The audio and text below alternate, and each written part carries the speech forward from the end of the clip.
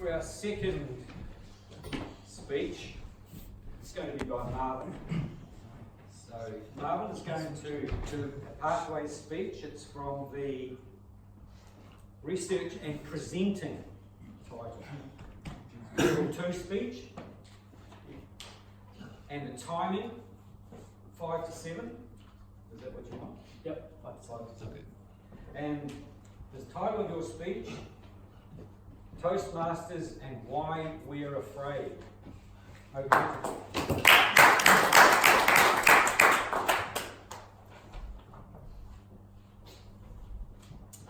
I'm sure that in one point of your life, you found yourself watching a video or listening to a speech online, and it might have really struck you. It left a lingering impression that really seemed to stick with you, and those messages and ideas stuck in your head for a long time, and perhaps even changed some of your views on things. You might have thought to yourself, wow, that speech was incredible. It did so much for me and changed how I thought about certain things. But I could never do that. Public speaking is too scary, too big of a task for me to do. Good evening, Chairperson, Toastmasters, and our guests for having the courage to come and experience a Toastmaster session tonight. I want to begin by giving you guys an overview of what Toastmasters is and what it can do for you. And even though I am the newly appointed Vice President of Memberships, I promise you this will not be a 7-minute sales pitch. I'd like to wind back the clock 100 years to the beginnings of Toastmasters.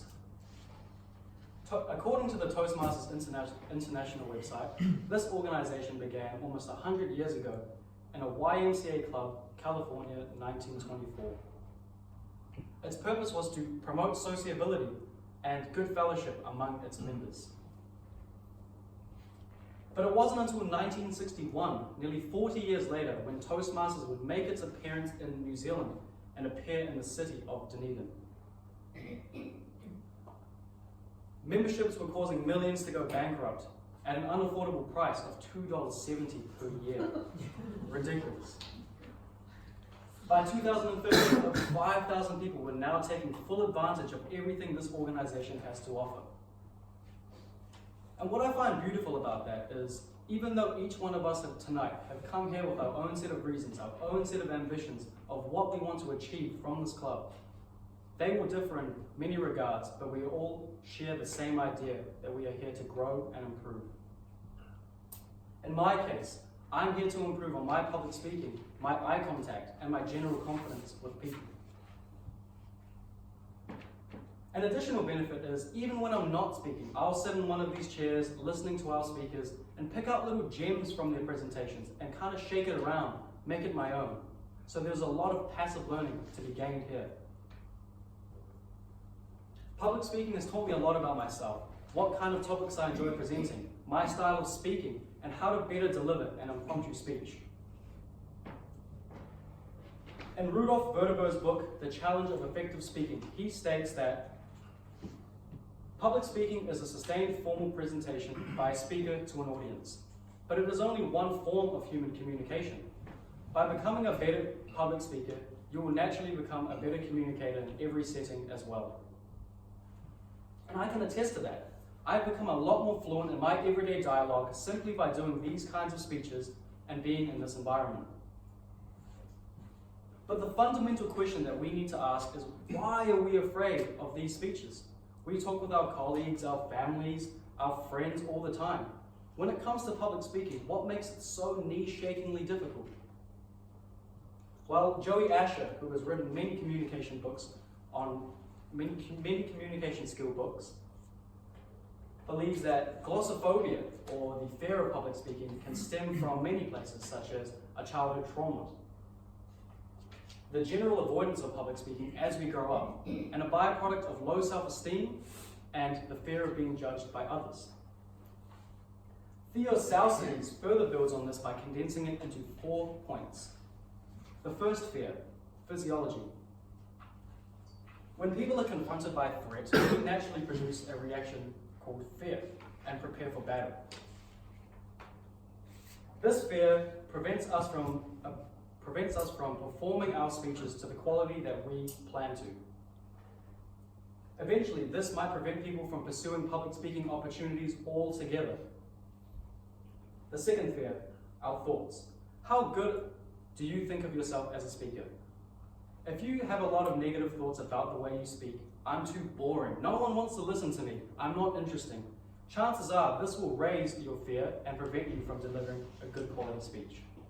Whereas more positive mantras, I'm here to grow. This is a massive learning opportunity for me. It will allow you to be more comfortable and relaxed in front of audiences.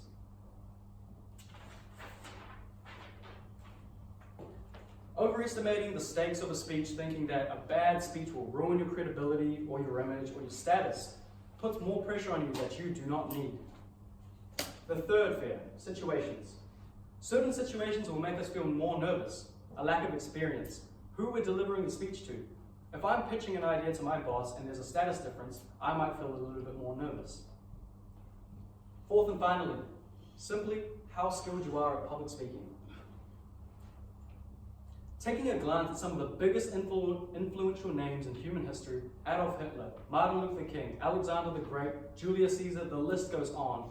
There is something very similar about each of these people I've just mentioned. And it's that they are tremendous public speakers. Arena Nicotina's ebook, Successful Public Speaking, argues that 70% of a strong speaker comes down to body language and the tone of voice. The second largest majority being the choice of words that you use. If you go online and look at any of these public speakers, from Martin Luther King or Hitler, for example, what you will find is that each one of them conveyed their messages with strikingly strong conviction and very open and powerful body language. This is likely why these names were so influential in human history and were able to have the masses of people follow them. If there have been people in history who have had the power to make people go to war, change their belief systems about things, have them die for something they once didn't believe in, this should speak volumes about how powerful and incredible public speaking can be. In summary, speeches have the power to change lives. And if you fear public speaking, don't worry. You probably feared the water before you learned how to swim. Thank you.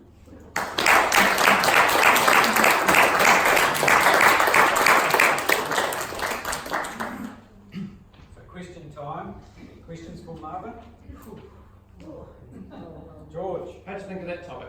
Did you just think of tonight, Yeah. extra people coming along to explain things to them? Yeah, so I would like to speak something that caters to the majority if possible. I wouldn't want to come up here and speak about horses. I have nothing against horses, but I want to talk about something that everyone can relate to or take away something from. So that was the motivation behind that. So this is the first speech. Second speech. Second speech. So let's follow on. Yes, sir. Yes, Maris. I just would like to comment that I think this really is a very good sales speech. Especially for the people who are not members yet. Questions? Well, we now have the evaluation. It's going to be by Warren.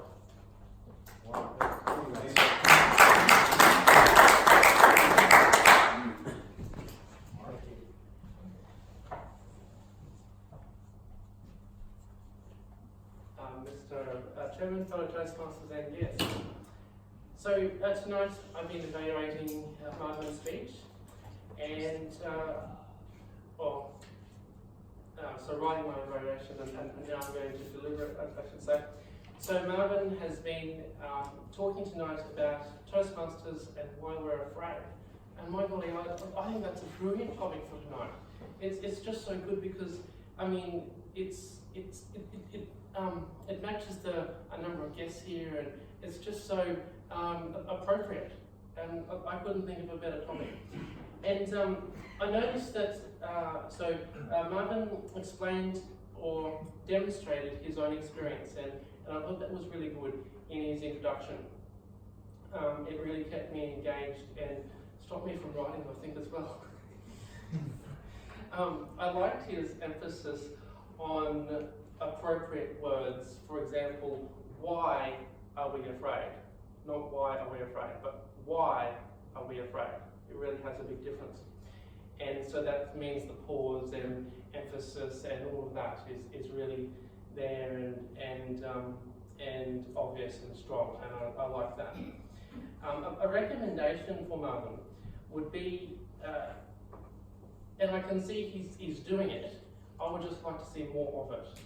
This is to focus more on his own experience, his own stories, his own events and examples.